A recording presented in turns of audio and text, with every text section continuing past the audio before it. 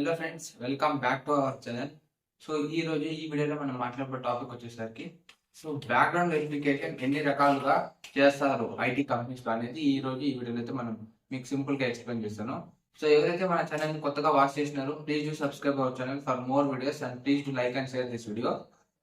So IT companies లో background verification very crucial for every employee.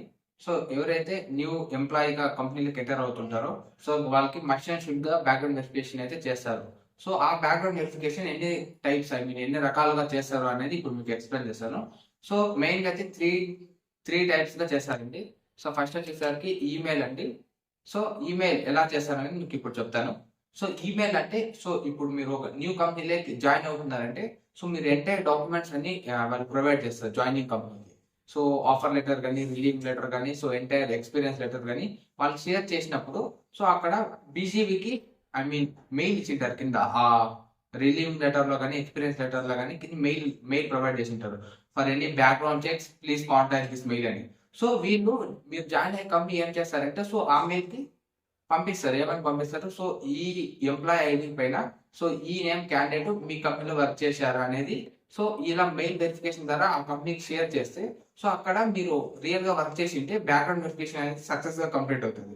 So ఇలా mail verification ద్వారా background check ఒకటి complete చేస్తారు. So second వచ్చేసరికి విఆర్ పర్సన్ అండి. సో విఆర్ పర్సన్ అంటే ఏంటంటే మీకు కొద్దిగా డౌట్ రావచ్చు. సో అంటే ఏం లేదండి, సో మీరు ఒక కంపెనీలో జాయిన్ అవుతుంటారు. సో మీకు వాళ్ళు హెవీ బడ్జెట్ ఇస్తుంటారు. బడ్జెట్ చాలా ఇస్తుంటారు, సిటీసీ చాలా మీకు ఇస్తుంటారు.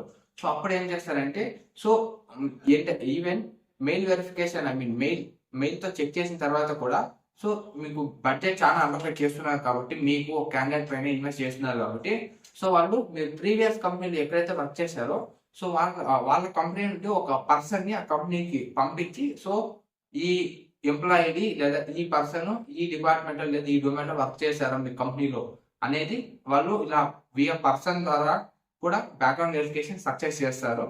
సో థర్డ్ వచ్చేసరికి థర్డ్ విఆ కాంటాక్ట్ అండి. సో విఆ కాంటాక్ట్ అంటే మీకు డౌట్ రావచ్చు, ఏమి విఆ కాంటాక్ట్ అంటే సో ఏం లేదండి. సో మీకు నౌకరీ నుండి లేదా డిఫరెంట్ హెచ్ఆర్స్ నుండి కాల్స్ వచ్చేటప్పుడు లేదా మీరు బీజీసీ అంటే బ్యాక్గ్రౌండ్ చెక్ ఫామ్ ఫిల్ చేసేటప్పుడు సో మీరు హెచ్ఆర్స్ నంబర్స్ కానీ మీ కొలీగ్స్ నంబర్స్ కానీ సో అక్కడ మెన్షన్ చేయమని అడుగుతుంటారు బ్యాక్గ్రౌండ్ చెక్స్ ఫామ్ లో.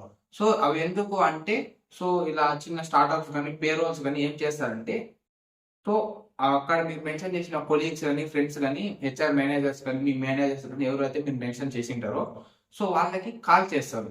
కాల్ చేసి సో ఇలా మీ కొలీగ్ మీతో వర్క్ చేశారా మీ కంపెనీలో రీసెంట్ గా ఈ డ్యూరేషన్ నుండి ఈ డ్యూరేషన్ వరకు అని ఇలా కూడా బ్యాక్గ్రౌండ్ వెరిఫికేషన్ కంప్లీట్ చేస్తారు.